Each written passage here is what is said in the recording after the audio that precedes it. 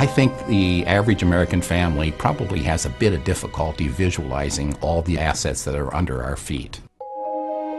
We don't understand the value and the services that we use just for our personal needs. We're talking about a commodity that's essential to life. I can't imagine a more important resource than water.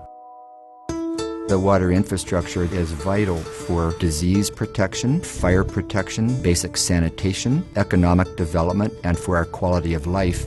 And if the infrastructure is not there to actually deliver that water in the volume and the quality that's necessary, then communities simply can't exist.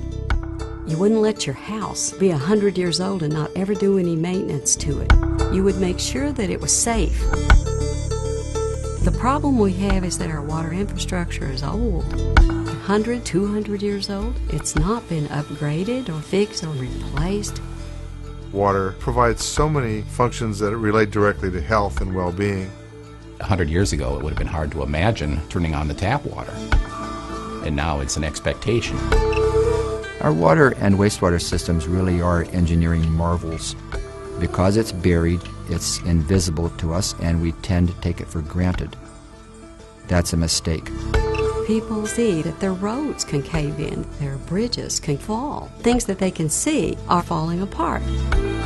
But also, the infrastructure they can't see is falling apart. And that's the one underneath their feet.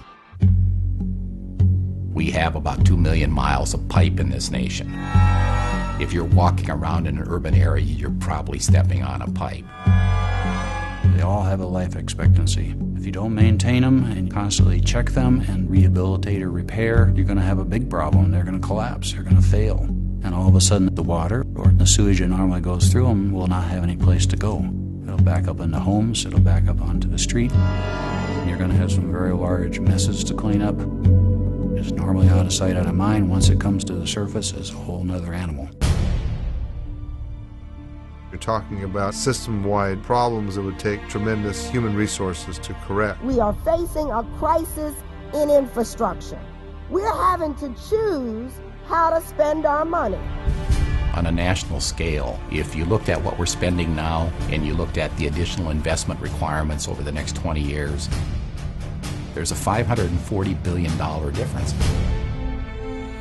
The problem is large, and it's getting larger every year to adequately maintain these systems. And if it doesn't get under control, it's going to be out of control.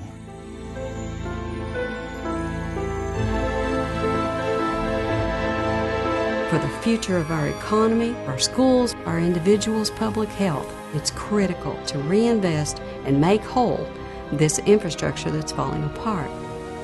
We need to accept the responsibility that future generations need to be able to rely on those assets to have the same quality of life that we have.